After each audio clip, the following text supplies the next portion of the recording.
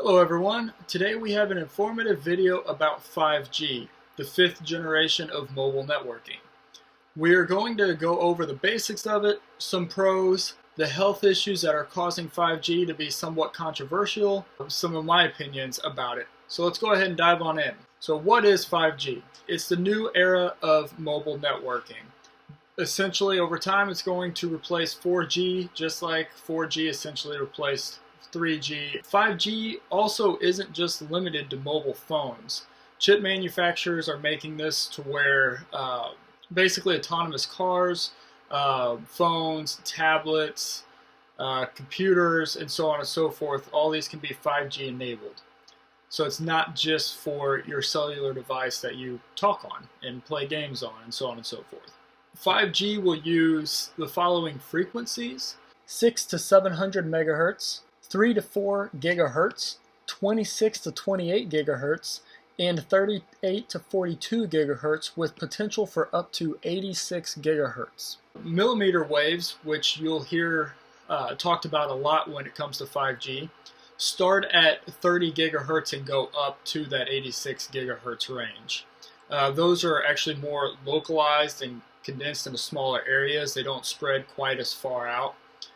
But they do deliver the highest possible speeds. So how does 5G work? Basically 5G is built on top of the 4G technology, and it allows them to kind of work together, so that way, kind of like when 4G was ushered in, you had 3G and 4G working together. So if you have a device that can't connect to 4G, it would still connect to 3G. Well, that's kind of how this is going to be. So if your device is 5G enabled, but it's not near a 5G cellular tower, it can still, or even a 5G cell, it'll still connect to that 4G network. 4G will control all the signaling of your device, but 5G will push the higher network speeds.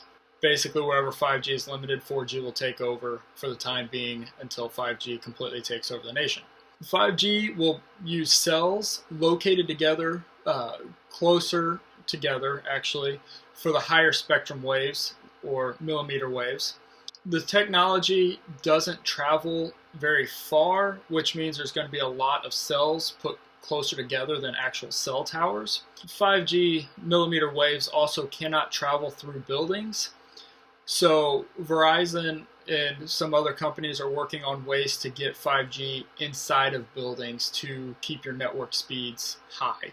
Speaking of Verizon, they are one of the 4 major carriers in the United States that is rolling out 5G this year. Verizon's speeds have been tested at just over 1.3 gigabytes per second. Based off of several articles that I've read through my research, it tends to be the most consistent network out of all of them. at&t, on the other hand, has been tested at over 1.7 gigabytes per second, meaning it's going to be the fastest so far based on several tests, but it's not as consistent as Verizon. Verizon and at&t both use the millimeter wave technology, but at&t uses the sub-6 wireless spectrum similar to Sprint. Verizon is planning on entering 30 cities by the end of 2019 and half of America by the end of 2021. So they've got a huge battle to climb there, or hill to climb there. They are partnering with Boingo. They want to build what's called a hyper-dense indoor network for 5G, but they won't release any detailed information on it quite yet. So that's still kind of up in the air on how that works. T-Mobile, they are one of the slower networks when it comes to 5G. They're pushing almost 600 megabits per second. Sprint is so far the slowest at almost 500 megabits per second. T-Mobile uses the millimeter wave technology similar to at&t and Verizon, but they are planning on using a multi-spectrum plan, especially when purchasing Sprint, who, as previously mentioned, uses the 2.5 gigahertz sub-6 wireless spectrum. On the plus side, Sprint might be the slowest, but they have the largest 5G footprint so far. And partnering with T-Mobile through the purchase, they will give T-Mobile that larger footprint as well as multi-spectrum technology. So as far as the phones right now, that's the big hype. Now, Android has 5 or so phones out. I think I heard a higher number earlier today. I didn't get a chance to check that out, so there could be something like 10 phones at this point, but they're all Android. iPhone won't get a 5G phone until 2020, maybe 2021. Part of this is due to the Qualcomm issue. They did buy Intel's 5G chip business, so we're going to have to wait to see if they use Qualcomm's 5G chips next year in the 2020 iPhones, or if they're going to wait until 2021 and use their own 5G chips. Some of the pros of 5G, besides the faster cellular devices, is it allows for a larger spectrum that allows for more devices to run more fluently on it. So in a sense, 4G, its bandwidth is really tight. You got all of these devices trying to cram into a smaller bandwidth, essentially. Well, 5G uses all these frequencies and a larger spectrum that allows for all of these same amount of devices to go through a bigger tunnel. And so it's actually going to be a lot easier for all these devices to function more fluently.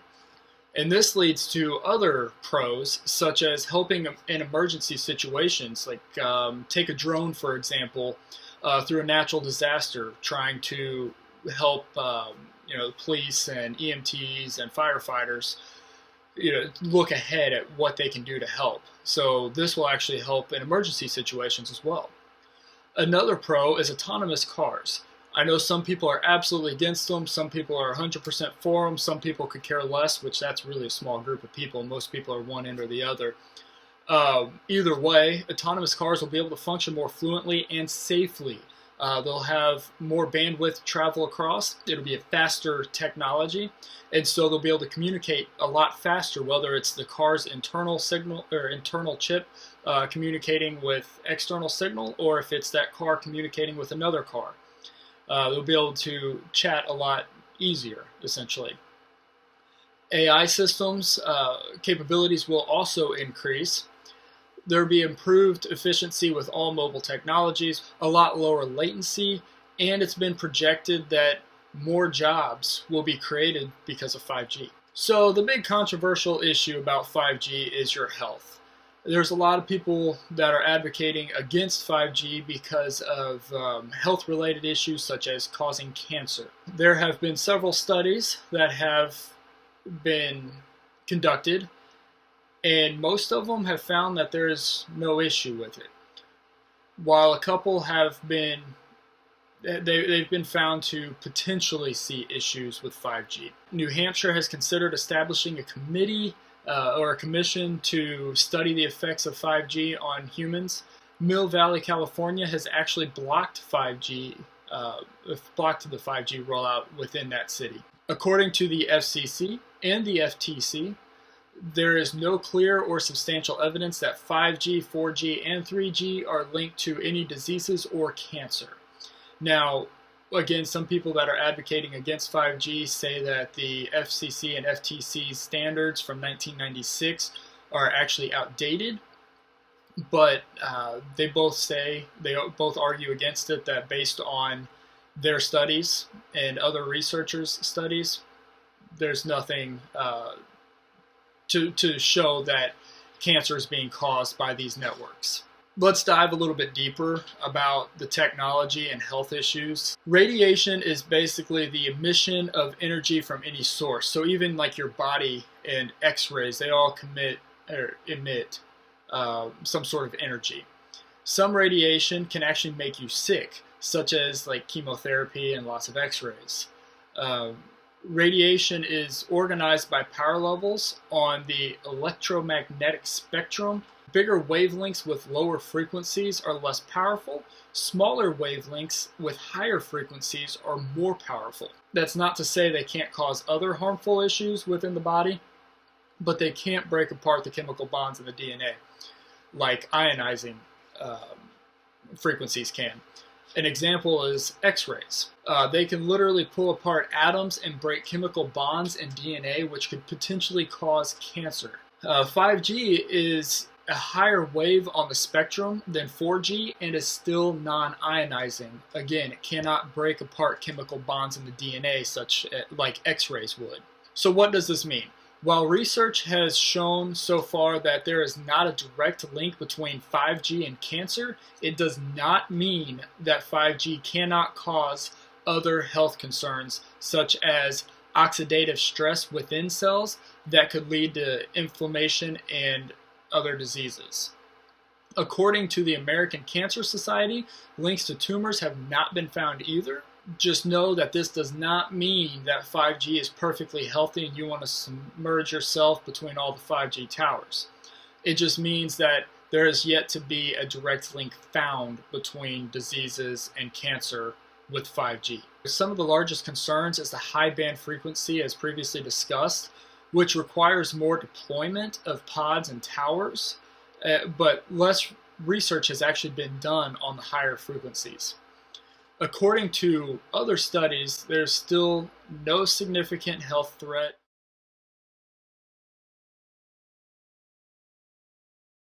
Alright, so in my opinion, let's hold off on buying these new fancy expensive cell phones just because of 5G until 2021. Why?